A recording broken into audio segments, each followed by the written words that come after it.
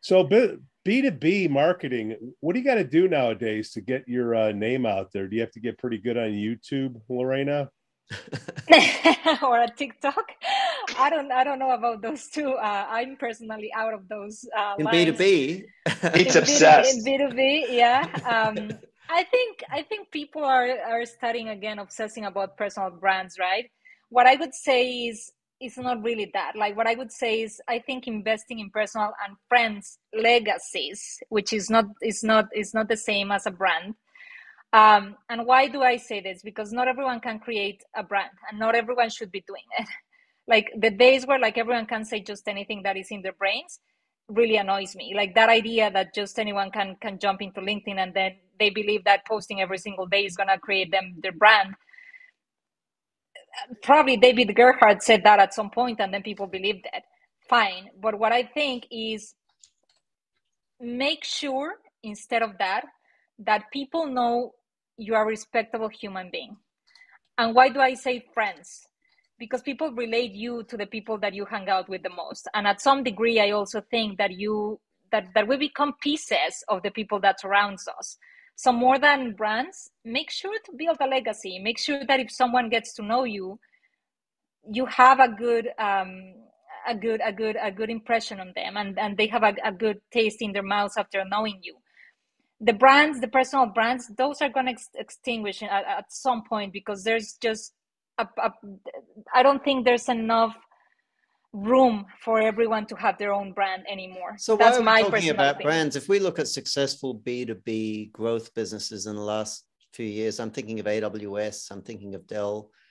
Uh-huh. But personal brands had nothing to do with the growth of those B2B. Why is that the first? Why do we start with personal brands when we're talking about growth with B2B?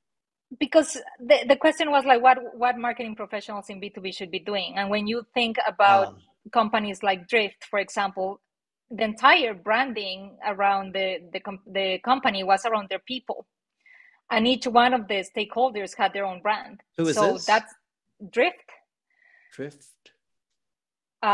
So that's a successful example of a company that they leverage personal brands in order to make the business propel. Great example, and great minds behind that. If that's the rule, I don't think so. I think, to your point on like how Amazon build the brand, they build it based on the product and based on the services. So I think that's why I answered the way that I answered that. I don't believe people should be trying to, or not everyone. Like there's some people that people want to follow just naturally. Yes. There's people that shouldn't even be trying, because one, is time consuming, and second, it's kind of it's to the point that it's a little bit annoying, to be honest. But that's my personal opinion. I know people are going to disagree with this one, because branding is an entire thing for this year. But I don't believe branding for the sake of brand. Like I don't believe in I that. would question, if you're a B2B company, why would you even care about building a brand? It should be a secondary consequence of building a good business. I mean, I wonder how much effort Snowflake, for example, dedicated to brand building. My guess is roughly same thing. Daniel Day, who is the one that scaled the ABM program at Snowflake, he's the one, the first one that scaled to 1,500 accounts, something like that. He had a personal brand, right? And people related Snowflake to this guy, and he's a super good friend of mine. And at some point, he was called Mr. ABM. So that's a play where like B2B marketing professionals are starting to say, like, should I invest in my brand and then connect that to my company? I don't know. My own perspective is that enough is enough, and everyone is trying to do it in LinkedIn. I don't think it's as effective as it was 3 years ago, 4 years ago, 5 years ago. I think you should be focusing as a B2B marketing professional in legacy. In legacy, absolutely. We agree.